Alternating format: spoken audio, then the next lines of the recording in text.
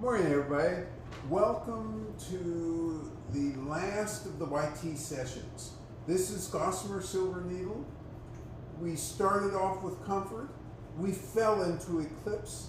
And today, we're in the Gossamer land of Silver Needle. Before we get into Gossamer Silver Needle, let's talk a little bit about upcoming schedule. So we'll be traveling in mid-April. We'll give you exact dates within the next week or so. We will take a group with us, and if there are any last minute people who are thinking about going, it would be good for you to attend a Monday, that's February 2nd, 5 p.m. meeting here at the shop, because we'll answer any questions you have. The group who is going will be attending, and so we'll have a chance to exchange ideas, exchange schedules, and all that good stuff. So that's shop news. Let's turn to white tea, Gossamer Silver Needle. So Gossamer Silver Needle is from Fuding, and we've done Comfort, which is also from Fuding, and Eclipse is from Jungha. So let's start right there, because already this suggests I should talk about the difference between Jungha and Fuding. So Jungha is a higher elevation area. So on average, you're probably about 2,000 to 3,000 feet above sea level. Fuding is around 600 feet above sea level, all the way down to about 100 feet above sea level. Now, to help get you placed, by the way, today, I sent you a map and a bunch of other things. So let's talk about that map and other things. The map, if you'll pull it up, then you can make it larger, and it will show Fuding, F-U-D-I-N-G, and then it'll show Bailin, B-A-I-L-I-N, and then if you look south and east, it'll show Taimushan. So Taimushan is the birthplace, the alleged birthplace of Fuding white tea. We'll talk about that in a minute. The other thing that I sent you was a picture of Taimushan. And it's just a very fun place to visit, right there on the coast. So the mythology of this tea was that it was discovered, and it was discovered in a cave. This old lady who had a relative who was suffering from measles was going through a thurification ceremony, and the gods took pity on her and put the plant in the cave. And I tell this in a very unromantic way. If I were in a romantic mood this morning, I'd have all the accoutrements for that romantic mood. But we're scientists, so we're talking about tea, and we're talking about the science of tea. But I have to, give props to the mythology of how this tea arose. So I haven't left the main topic, which is the difference between Jungha and Fuding. Fuding is one type of varietal, Jungha is another type of varietal. But they both use a similar process. Oh, that's the other thing I sent you this morning. I sent you a picture of a historically painted picture of the process of white tea. It's kind of cool because it shows them withering and drying and picking the tea. Very cool. Very, very Chinese, traditional way of illustrating that. So they both go through roughly the same processes. So you gotta pick, you gotta wither, you gotta dry. If it's not enough moisture out of it, you gotta bake. So if they're going through the same process, but they're just at different elevations. Is that the difference in elevation, that is? Is that the only thing, well, aside from the varietals as well, which affects the flavor profile and creates a difference between the two? The answer is no. There are subtleties in the process, and this is really important. And most people won't talk to you about this because they don't know. So in Fuding, they tend as a last step, no matter what, to do a final baking. And it's a very light baking, but it's to make the water level uniform. Water level, that's ridiculous. The moisture level uniform within the leaf. And here we're talking about bud, because Gossamer Silver Needle, it's a bud, just like Comfort was a bud, just like the Jung Silver Needle is a bud. But they want that water, the moisture content, to be a certain level. So they roast at a certain temperature. In Jung, well, and let's talk one more part of the difference. What about weather terroir? Is the weather terroir the same or different between the two areas? It's different. Fuding gets more sunshine, so they're able to pick earlier. They have almost no, it's almost uninterrupted, almost no rain days after they picked. And therefore they can do almost everything. And of course, as global warming takes its toll, this changes year by year. However, most years, up until recently, they could do everything outdoors. They did that final baking indoors, and it's actually just a very light baking. We'll talk about that in a minute. And they were done sooner and quicker than Jungho. So even though they're separated by what, 200 miles or at most 250, one is next to the ocean, that's Fuding, and the other is at the base of the Wui Mountains. And so you got a different weather pattern there. In Jungho, what happens is you have more fog, you have some rainy days, and you have less sunlight. So the result is the leaves become mature slightly later. All right, let's stop using these type of terms, because slightly later, what does that mean? It's 4 o'clock instead of 3 o'clock, or it's tomorrow instead of today? No, it really means it's about a week to 10 days later.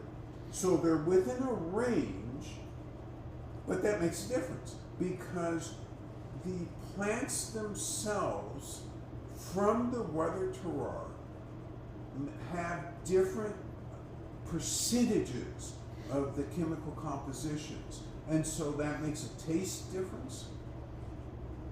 And that also makes an end result difference.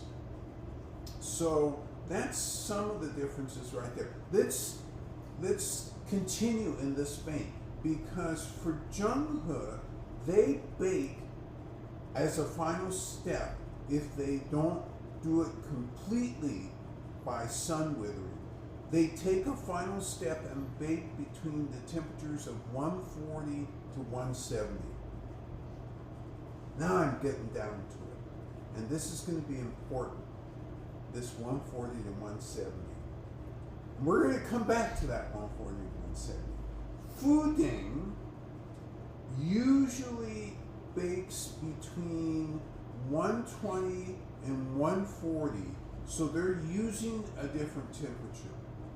Most places in the world outside of Jungho and Fuding are using yet another temperature which is higher.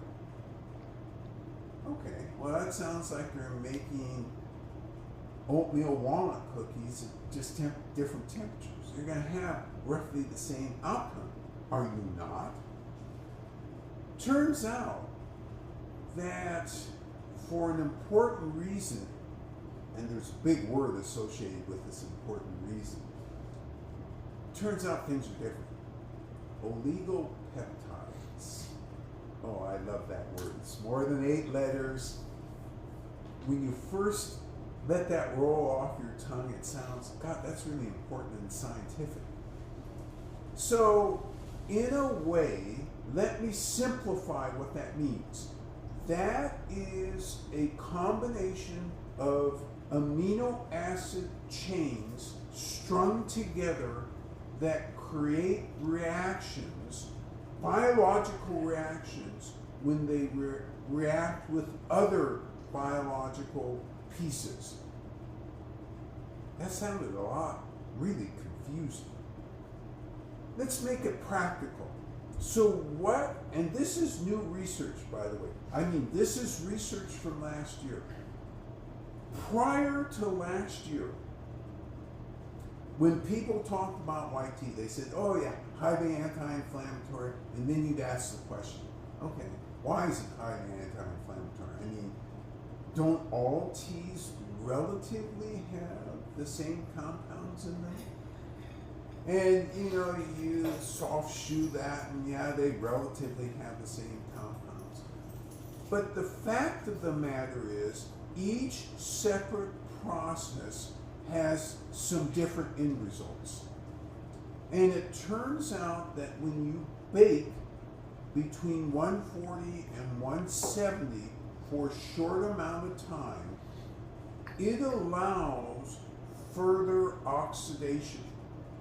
And remember, we have this 1, 3, and 7, right? The first year it's tea, the third year it's medicine, and the 7th year it's a treasure. This is the same, and we've talked about that before. Why now is this starting to become important? Because scientists, they heard this saying. They grew up hearing this saying in China. And they've been digging around trying to figure out what might it be that people folklorically believe creates a difference in effect on the human body. And now they're starting to come up with some real differences. So before, the way it was described is, oh, it's phenolic compounds and things like catechins that are left over and the L-theanine, and these compounds create the anti-inflammatory. But you and I, thinking logically about this, are thinking, okay, I'm sure this must be true because they studied this, but doesn't green tea have about the same? Well, percentage-wise it's different, so that might be the big difference. Turns out, with the new studies last year, it looks like these illegal peptides, and by the way, I'm not saying what you think I'm saying, because when I first said this word, somebody said, what? Illegal peptides? That's not, it's oligo, O-L-I-G-O, and it's all one word. These peptides can penetrate the skin. And as such, when you talk about anti-inflammatory, and remember, white tea historically, you have measles, you put on white tea.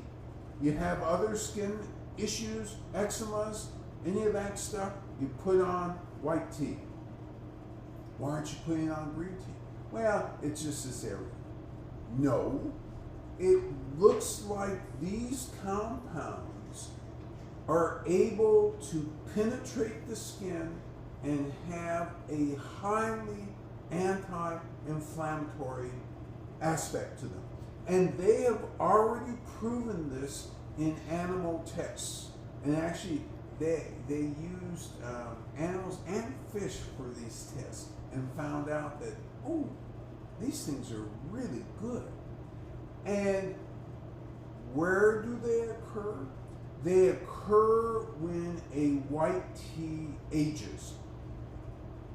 Are they occurring evenly in all white teas? Can we take a white tea from Africa and just age it up? because it's so much cheaper. Just age it up and get all of these illegal peptides? Turns out that the answer is no. And the answer is no because there really is a difference in process. Baking is a key component of this, and they don't do it the same there. And so the result is they're not getting the same concentration of these compounds. Zhenghe, it turns out, produces, and there's still further research to be done on this, but this is already an exciting piece of research that's going on. Because they're doing, especially the stuff we have here, ours is 100% sun-dried unless it's raining or foggy. If it's raining or foggy, then it undergoes this 140 to 170 degree bake to reduce the moisture, and yes. So does soil content have anything to do with the quantity of illegal peptides that occur, or is it purely a matter of production, temperature, and length of time? Great question. Given the fact I have introduced a new compound and we're trying to figure out why and where, is it possible that it's not only the bake temperature, but maybe also the terroir, that is the soil terroir, because the soil terroirs are different. And so here's the great thing about this tea shop. Because I'm wearing linen today, I have to tell the truth. I don't know. I know that they're thinking about this. And as more research on this comes available, I will share it with you. But that's a great question because that was the first thing that popped in my head. Evidently not the first thing that popped in the scientists' head because they focused on the temperature, they focused on working backwards. Okay, we're examining this tea year by year, and so they took samples that were 3 years old, they took 5, and they took 10-year-old samples. Same areas, and compared them with one another, and came to this conclusion. This is incipient research. In other words, we're at the entranceway of this research. So there's going to be more stuff, let's not say it that way, more science, which reveals more factors that are leading to the formation of these peptides. And this is really exciting because this is a different route than all the way up to last year you heard. Again, all the way up to last year, yeah, it's the amount of catechins. Oh yeah, it's L-theanine in combination with these catechins. Hey, it's also a little bit because there's some theobronins in there. I mean, you were hearing everything. So every time I talked to you, I was reporting all sorts of everything. Now, this is exciting because they look closely at the anti-inflammatory properties of these illegal peptides and then did some testing with those to make sure that they were highly anti-inflammatory, and indeed they are, and they penetrate the skin. They react in a biological situation as being able to transform, as being able to penetrate. So it's very exciting research. And I think that over this next year or two, you're going to see more people walking down this road. Because here's the issue. Locally, in Fuding, Zhenghe, Jinyang, all the places in Fujian province, the folkloric history is, hey, you use this white tea, you're going to have fewer skin issues. You use this white tea, you're going to solve or resolve skin issues. And so everybody knew that anecdotally, but we're scientists. We want facts, and we want methodology to back up those facts. And that's one of the reasons when I was looking during this whole white tea session, all 3 sessions, I'm coming upon this information, I'm looking harder and harder, and I realize this is breakthrough information, and this is important information, and as we move forward, you're going to see more information in regards to this. So, the 140 to 170, what does that do? It does not kill all the enzymes that create oxidation. So it produces, and if it's totally sun-dried, then it produces an environment where oxidation can continue to happen in a fairly vigorous way. Slowly, but in a vigorous way with white tea. So as you age it, every year, more oxidation, more oxidation, more oxidation. So that's a big difference between Zhenghe and Fuding. Fuding still has oxidation set in, but you have different temperatures for which the tea is baked. And when you have a lower temperature, then you're going to have faster oxidation. And so they have some faster oxidation. There are probably some other factors going on here as well. So that's that part. There's something else I want to talk about. And then let's see how I'm doing. Well, I'm still doing okay. Then we'll get to tasting this tea. What is the difference between something that's compressed, so a cake, in terms of flavor versus loose leaf for white tea?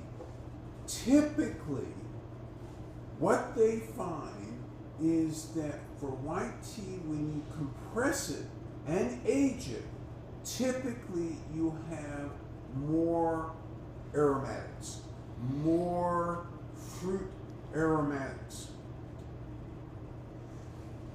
For the loose leaf, you have more hints of honey, more hints of sweetness. But if you compress, you tend towards the more fruity.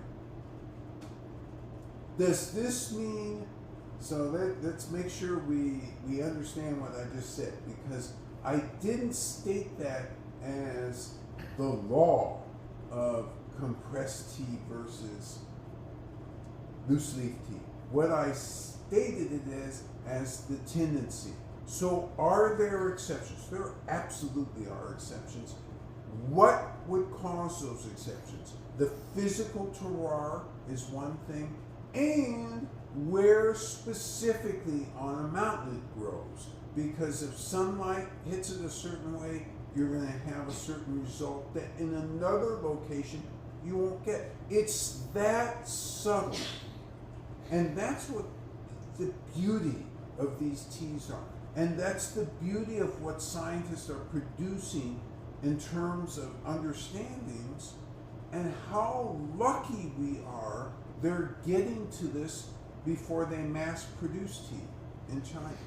This is really lucky because now there are reasons not to mass produce all in the same way, because there's different values, and this would, I mean, be nutritive and overall health values that heretofore, and of course anecdotally we heard these things, but we just didn't know why, and therefore when you don't know why as a human, you think, gosh, I'm not sure if this is true or not.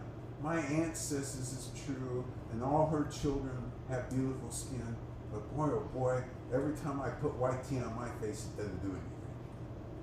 Turns out you're using white tea from Africa. That's why it doesn't do anything. The real issue is you gotta have science to analyze this stuff and provide reasons so that you can act in a way and get the full value of the white tea. I will tell you, everything I've read during this last 3 weeks indicates this huge pickup in the interest in particularly China, but also in the West, for studying these benefits of white tea. Why? Because you're getting all these studies and meta-studies which are indicating influence on blood pressure, influence on cardiovascular health, influence as anti-tumor, just an incredible range of things. I mean, you see research with green tea, but what do you always hear with it? Always, no exceptions, EGCG.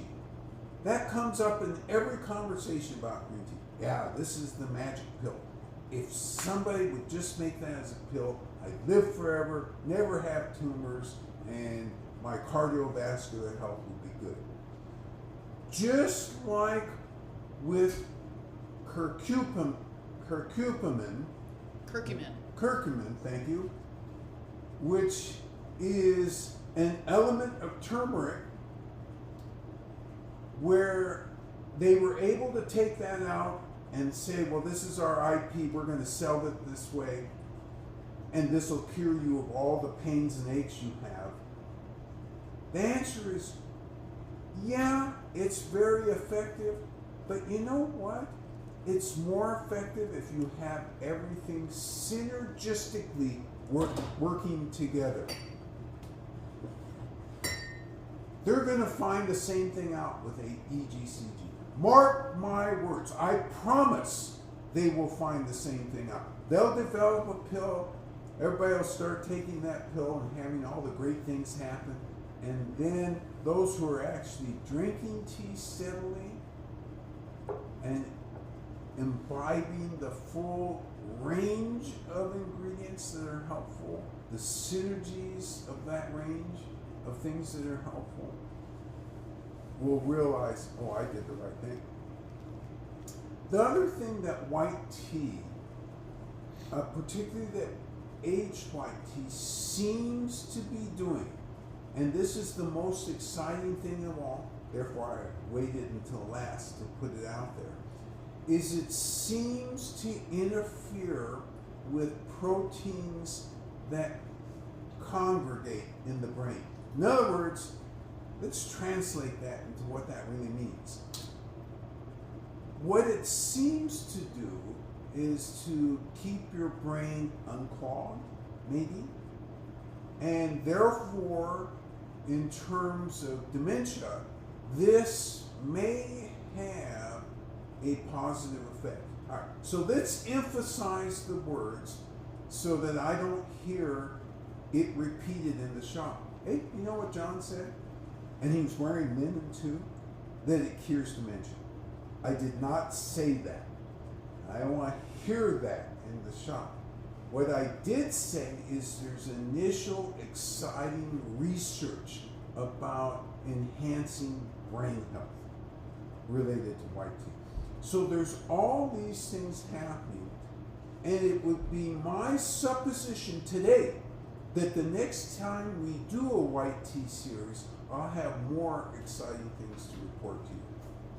In the meantime, the exciting thing you have to report to me today is what the flavor profile of this tea is.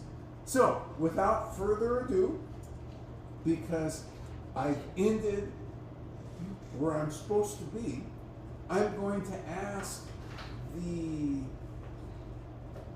beautifully skinned, oh, that didn't sound right. Let's try that again. The beautiful skin, the skin of the beautiful tea master. Oh, this all got wrecked. Okay, I'm going to invite the beautiful tea master, Bijou, to come and brew the tea with you. Okay. Yep, we're exactly the same. Okay, so we do, bai cha. So one thing called bai cha. It's white tea.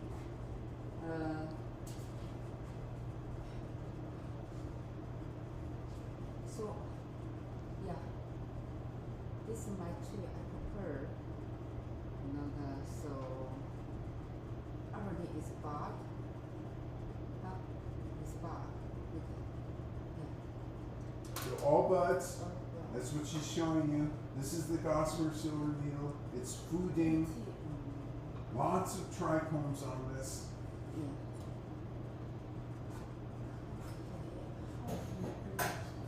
Normal platform, normal setup. You only need 2 cups, but we're going to make another cup of tea in today's session. This is a tea toy to help bring good luck to businesses, bring good fortune to businesses. She's drawing the water. She's going to pour it over everything. Particularly want to heat up the cups. Make sure everything is absolutely clean.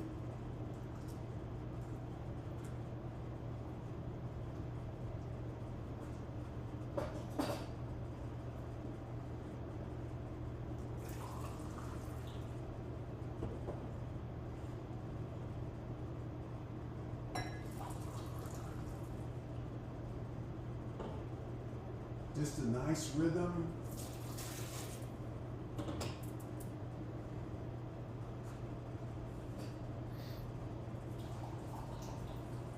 She's going to draw more water. Set the timer for 2 minutes. That was 4 grams of leaves you saw, by the way. So the rules are basically the same as the Jungha. Fuding and Jungha rules are the same for these teas.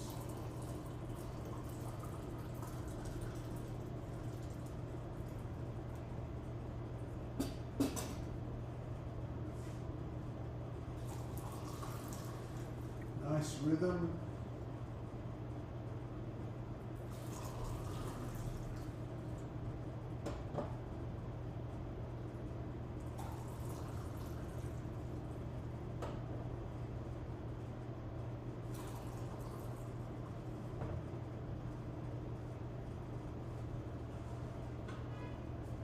Making sure that the cups are clean and heated, and here comes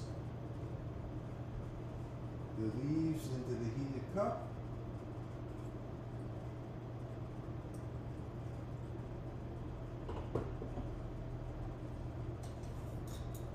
At least I said leaves, they're really buds. Shakes the buds, distributes the heat, gets it ready for the brew process. You know, she's brewing uncovered. This is always a surprise to newcomers.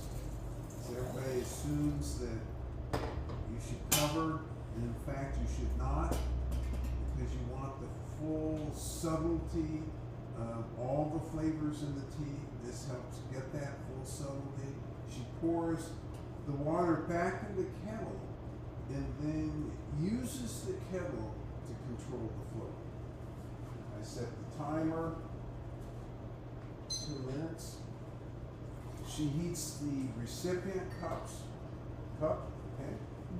And so the first thing you notice on this is you have beautiful leaves sitting at the top. And this is a characteristic of this particular style of tea from this area. And so you also notice that there's a lot of hairs or trichomes within the tea, and as it brews, it develops more and more of those. Those hold nutritive compounds. And so therefore, if you see those things in tea and think, gosh, let me strain those out. No, thank you. Let's keep those in because they are full of polyphenols and other things that are beneficial for us. So when we go out to these farms, is there a different rhythm between Jungha and Fuding in terms of picking? Not especially. What there is just different timing. And mostly, well, that's interesting. The age of the pickers in Jungha uniformly seems higher than the age of the pickers in Fuding. No explanation for that, none that I'm aware of. The tendency to completely sun dry is greater in Zhenghe than it is in Fuding.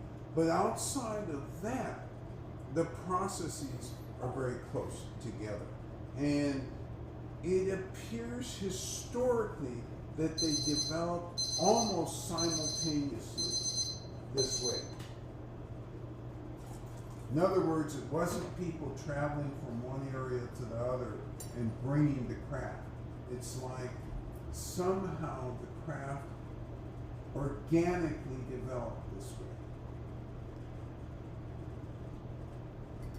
Same relative weight in two places, even though they're really not that far apart. They are far apart in terms that this is interesting because I said a couple hundred miles, and today when we think about a couple hundred miles, oh, I'll get in the car and be there in 2 hours, in 3 hours. That's what we think of. But during the time that this stuff was being developed, no. I'll get on a horse or I'll walk, and it'll take a long time, relatively speaking, to get there. All right, I'm going to enter the quality arena. We know in the quality arena what I'm looking for is to first ascertain astringency. I'm going to have you take out your notes from previous weeks so that you can compare as we go through this. The other thing I'm going to look for is aftertaste and then energetics.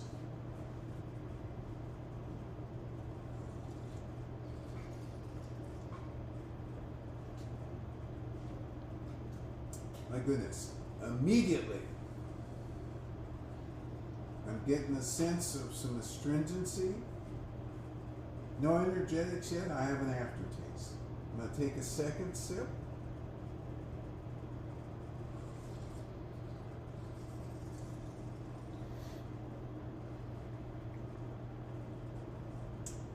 Okay, I got a little sense, a significant sense of the taste. Your turn to brew.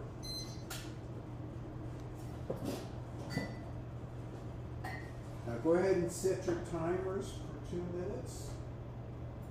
Get out bag number 3, labeled Gossamer Silver Needle. And that's what we're going to use today. Make sure your equipment is ready and clean.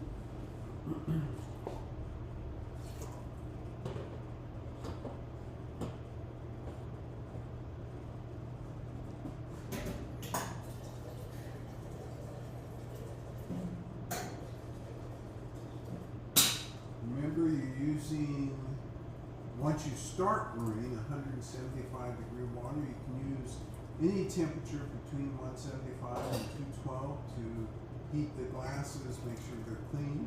But when you brew, it's 175.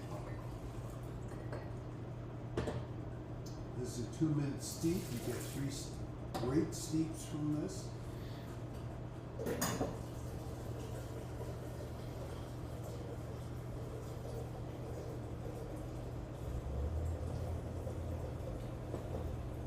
Tea Master is drying the 175 degree water.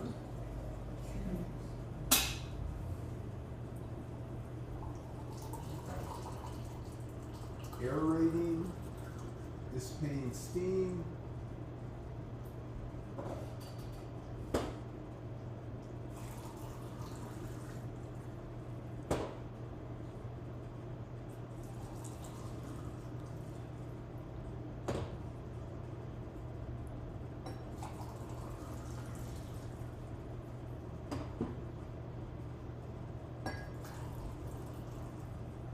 You notice the nice rhythm that Biju goes through. Not in a hurry, just trying to have a steady rhythm, which she does. Repeatable, being present. That's what this is about, being present. This craft tea, it deserves our presence. Water back into the kettle, which has a spout that you can control, into the cup. On the sides, almost like pouring under the tea leaves, tea buds. All right, set the timer.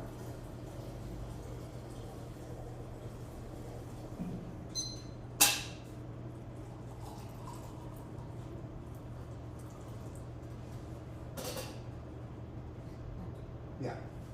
So I want to talk about something else during this 2 minutes. Did I actually set that timer? During this 2 minutes, which is very important. It's highlighted by a couple incidences in this week and actually in the recent past. So we had a customer come in and had their usual tea and said, oh, it doesn't taste the same. And of course, this customer was wheezing and stopped up, and the answer is, nor should it taste the same, because whenever you're sick, and he was sick or is sick, your taste buds and how you perceive things is different than when you're healthy. I had this on a greater scale happen when somebody ordered 6 ounces of Silver Needle, regular customer, they've been doing this for years and years. They called me up and they said, did you change where the leaves came from? I said, no, I didn't. And she said, well, there's something wrong. I said, okay. And since she's a regular customer, I had to assume it was my error somehow. And so I sent her some other needle teas, and she, at the end, never answered me back about whether she wanted to change out the order or do something different. But I'll tell you what I know must have happened, because she subsequently put in 2 further orders for the same stuff. She was either sick, or, that is, had a cold or something, or had eaten something which had influenced her taste buds. So if you eat blue cheese before you drink this tea, are you going to be able to appreciate and be present with the tea? No, you are present with the blue cheese. What a difference that makes, because you can't taste this tea, or that's not the main thing that you're tasting. By the way, your timers went off, and presumably you separated the buds from the tea water. You're going to enter the quality arena. You're going to tell me what this is all about.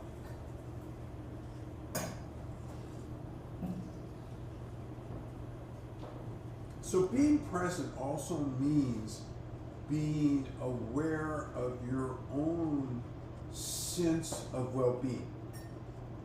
Because in order to have the same relative taste time after time, your well-being, your wellness has to be in the relative same area. Otherwise, you're going to perceive these differently. And you have to, if at first blush something seems different, then look inwards first. What's different about me? What's different about my atmosphere? What's different about the tea tools I'm using? What's different about the water? Look there first, because we do a fine job of preserving these tea leaves. We know what we're doing in that realm, and we're tasting through the whole collection so often. We will not allow anything to go out of here that doesn't belong going out. You've mentioned before that temperature variations, especially for delicate teas, can flatten flavor, right? I have.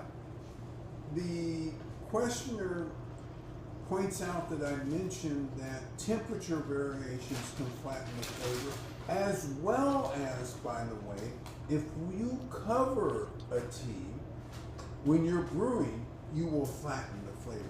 100% guarantee of that. Temperature variation. So if instead of brewing this at 175, or even if you brewed a little cooler, you get that nice, almost, I'm not supposed to tell you the flavors, you're going to tell me. You get that nice flavor. If you brewed it at 185, you'd get a hot cup of tea, but you wouldn't get that same flavor.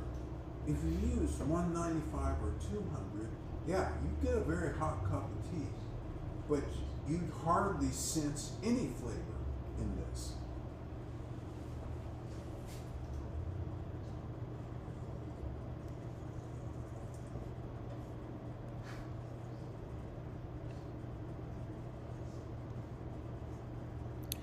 Rob shares the warm leaves had hints of malt, chocolate, and umami. Malt, chocolate, and umami in the warm leaves. Rob picked that up right away. He then observes the steeped leaves developed hints of florality, whereas the tea water had a round umami scent that was carried, around. The tea water had a round umami scent that was carried on salt-free ocean air. Nice. I love this. The cut to the chase. The end result is the tea water had a round umami taste on salt-free ocean currents. Right. And actually the scent, it was a round umami scent of the tea water versus the florality that had been on the steep leaves. Yes. Okay. Salt-free so ocean. Florality and scent on the steep leaves and an umami scent on a salt-free ocean. Great comment. Kat observes the aroma while steeping had a bright tartness to it, like bright red cherries. Once strained, to my surprise, the tartness had almost entirely mellowed. This is a great comment, and actually will point back to some of the things that Chinese say about this.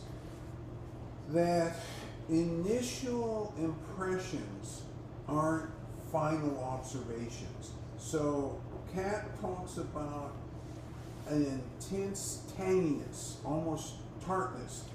The almost like a cherry tartness initially. And then as tasting the tea water, it's not there. It's flattened out. Not flattened out. It's mellow. And sweet, right? Did not mention the sweetness, Okay. but that the tartness had surprisingly mellowed, yeah. And then Erin shares an earthy sweetness, very warming, a nice and heavy feel in the mouth. Looking closely at the tea, I can see the trichomes floating in the liquid. So Erin picks up the trichomes in the liquid and has that earthy sweetness And then very warm. and warming nature of this tea. You know, it's really interesting. That's a great comment, Erin. Particularly picking up on and categorizing it as earthy or earthen sweetness. Love that categorization. And the Chinese would appreciate that because they talk about that sweetness in this tea.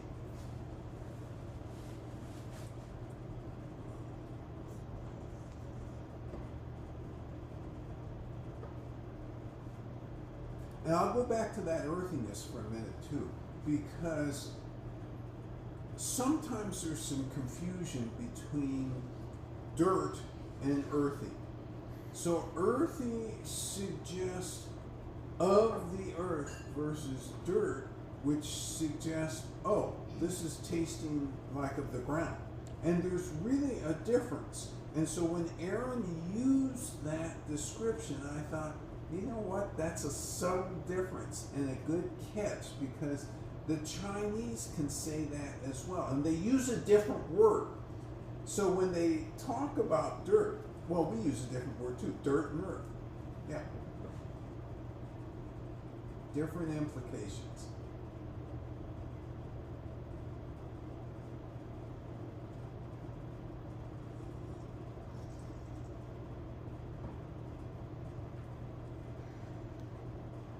So the other things that I would add as partial descriptors is the cleanness of this taste.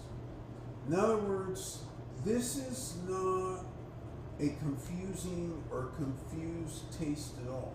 It's very clean, it's very direct, and from an energetic standpoint, I'm going to give you a minute or two more to comment on energetics just in case you want to, because I actually have a comment, but I don't want to disturb where you are with that. And I'll tell you why again. I remind you we're all genomically different, so we're going to detect things a little differently. Not on energetics, but Rob shares the earthiness in my case is like a very pleasant kind of hay, not overwhelming. It folds into the overall round, thick feel of the tea on the tongue. I love Rob's description here. The earthiness he's further defined as almost a sense of hay, and in addition, he used an important word here, thickness. So there's intensity and thickness in this flavor. And it's surprising initially, because you look at this thing and think, well, it looks like it's light.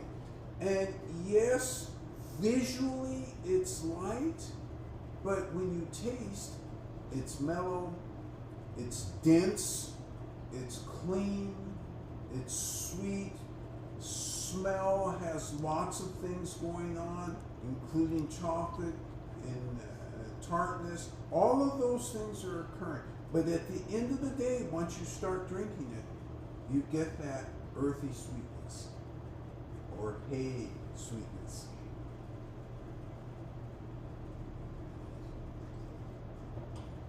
And all these are great descriptor terms, by the way. And that's why I don't try to narrow those terms. I like the way you're thinking about this overall. Yes. Kat shares, she gets a deep, rich mouth feel. This tea feels deeply satisfying in the same way a wholesome, hearty meal feels satisfying. I love this description from Kat. So this is like for her eating a full meal, the richness of having a full meal, the depth of having a full meal. And it's very interesting because you do hear Chinese from time to time talk about that depth and talk about it almost like it's a solid food. Great catch on that. And she gives an amen to the description of earthy sweetness. Yes to that. Ah, yes. Earthy sweetness, amen. And so do I.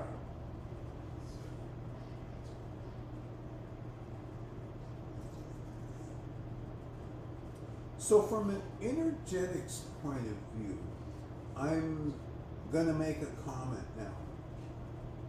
For me, yes, I get that I feel on the tongue and as it goes through my throat that it's warm. But I also get, unlike an aged tree tea, which right away warms me up everywhere, this actually has a cooling effect on me. I actually have a cool down effect with this tea. Remember, if you don't feel that there's something wrong with you or me. It's, we detect differently, and that's okay. All right, I think, yeah, we come to the conclusion, unless you have one or two last comments. Love the fact of how you grasp this tea. Thinking about it compared to Eclipse last week, very different. thinking about it compared to comfort the first week, also different, but closer to that than to the eclipse. And remembering two different places. Jungho for the eclipse, comfort, and Gossamer Fuding. Today, we saw some of the differences between the two areas. We talked about some exciting science that is being developed around why white tea may be so highly anti-inflammatory, or it clearly is highly anti-inflammatory, but what elements of the white tea are causing that. More to come on that as science develops, and like I said, the next time we do a white tea series, I imagine I'm going to have other things to report. This is the conclusion of the white tea series for this round. Next week, we go to raw black. And where are we going to start off? Well, what better area than Cascade? Let's start with a Cascade. And then maybe we should go to a primordial forest. And then lastly, where should we go? After you end up in a primordial forest, where else can you go in the raw black area and still have a significant surprise? How about with Newman? So that's what the next 3 weeks are going to bring. Your responsibilities this week are it's New Year, so you're supposed to be having fun. And if you're not having fun yet, you will. Just hang in there. And more importantly, you're supposed to stay healthy. So, great commentary today. Great presence today. Look forward to seeing you next week. Bye-bye now. Take care.